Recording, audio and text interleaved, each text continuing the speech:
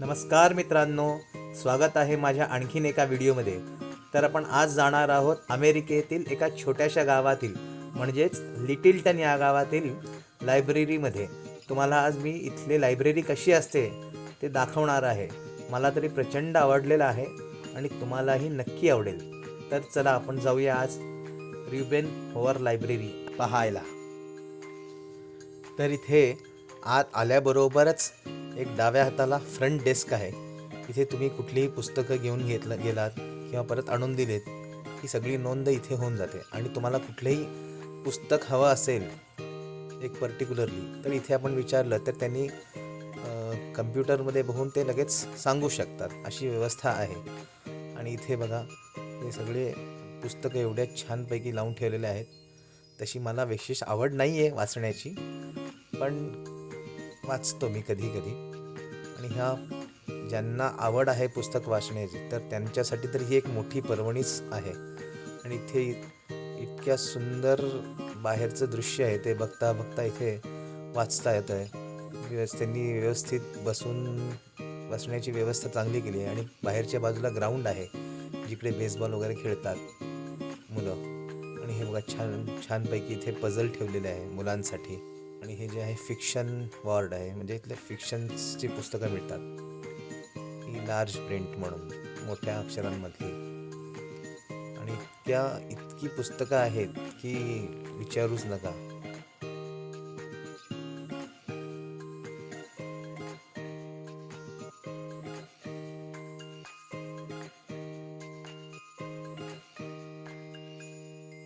आता हे काय आहे मला नक्की कळलं नाही आहे, पण साधारण याच्यावरती लिहिलेली जी नावं आहेत ते बघून असं वाटतं की ही काहीतरी बिया जे असतात, जसे फळांचे बी म्हणा किंवा झाडांच्या भाज्यांच्या किंवा कडधान्यांचे काही माहिती वगैरे असावे असं मला वाटतं.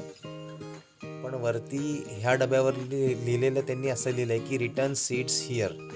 याच्यावरनं असा अर्थ लागतो की बिया परत इथे आणून ठेवा, असं त्यांनी सांगितलं आहे. या डब्यांमध्ये बिया असावेत एखाद वेळेस. आणि हा जो आहे आपला अत्यंत जिव्हाळाचा विषय, जवळचा विषय. आपण हायकिंगला म्हणजे ट्रेकिंगला गेलो की आपण कशी काळजी घ्यावी, कशी तयारी करावी, आणि ह्या सगळ्या माहिती इथे लिहिलेल्या आहेत या पुस्तकामध्ये. आणि हे जे आहे लायब्ररीला ज्यांनी डोनेशन केलं आहे त्यांची नावं आहेत. आता आपण आलो आहोत बायोग्राफी सेक्शनमध्ये, म्हणजेच आत्मचरित्र कक्ष. इथे भल्या मोठ्या थोरा मोठ्यांच्या आत्मचरित्रे आहेत. तुम्हाला इथे कळेलच बघितल्या. पण ते भरपूर भले मोठ्या लोकांच्या आत्मचरित्रांचा साठा भरपूर आहे इथे.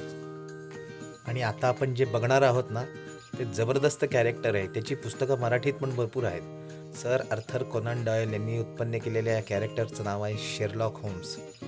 तुम्हाला कधीही वेळ मिळाला ना तर यांची पुस्तकं वाचा. डिटेक्टिव्ह हा माणूस जबरदस्त हुशार आहे. हा जो शेल्फ आहे तो कुकिंग संबंधित पुस्तकांचा शेल्फ आहे. आणि डाव्या हाताचा तो टेक्नॉलॉजी संबंधित पुस्तकांचा आहे. आणि आता जो दिसेल तो आहे सायकोलॉजी आणि फिलॉसॉफी या संबंधित माहिती असलेल्या पुस्तकांचा शेल्फ आहे. आणि हा जो आहे आता आणखीन तो येईल तो धार्मिक ग्रंथ असं नाही आहे, पण धार्मिक माहिती असलेली पुस्तकं इथे भरपूर उपलब्ध आहे.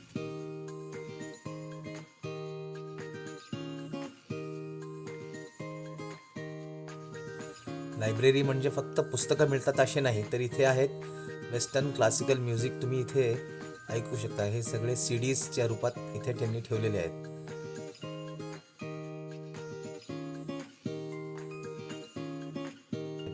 आणि हे जे आहे हे पुस्तकं आहेत, फक्त आपण ऐकू शकतो. CDच्या रूपामध्ये सगळी पुस्तकं त्यांनी रेकॉर्ड करून ठेवलेली आहेत. आणि हे बघा JK रोलिंग ज्यांनी हॅरी पॉटरला जन्माला घातलं. तर आपण वरच्या मजल्यावर सगळं बघून खालच्या मजल्यावर येत आहोत.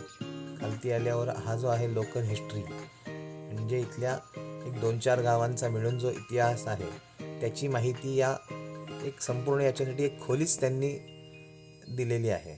तर यातली त्यांची माहिती, बाकी सगळे इथले जो नकाशा आहे हे सगळं त्यांनी इथे दिलेलं आहे.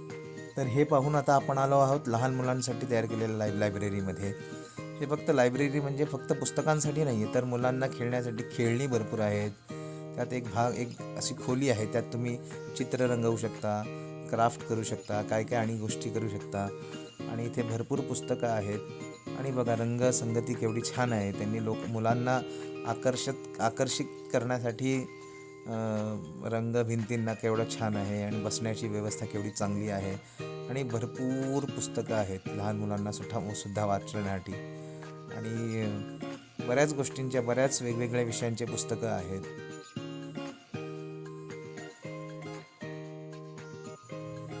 आणि हे बघा, हे आमच्या लहानपणीचं वेड, प्रचंड वेड होतं मारामारी बघण्याचं. आता बघून मला हसू येते, पण त्यावेळेस भरपूर बघायचो.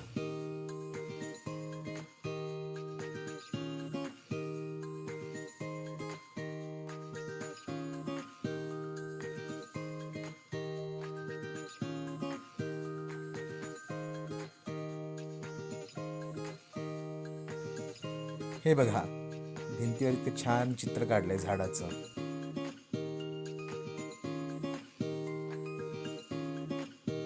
तर इथे पाहिलं तर एक आजी आपल्या नातवाला घेऊन आली होती आणि त्याला इथे स्क्रीनवरती काहीतरी शिकवत होती ती. लायब्ररीहून मी आपल्या घरी चालत चालत यायला निघालो आणि वाटेत दिसले शेलचा पेट्रोल पंप.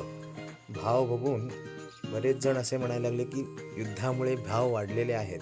पण माझा अजून तसं गाडी नसल्यामुळे माझ्याकडे पेट्रोलशी काही डायरेक्ट संबंध येत नाही. तरी चालत चालत मी आलो इथे आणि वाटेत येता येता माझा एक मित्र भेटला मला. त्याला हाय करतोय ना करतोय, लगेच पळून गेला तो.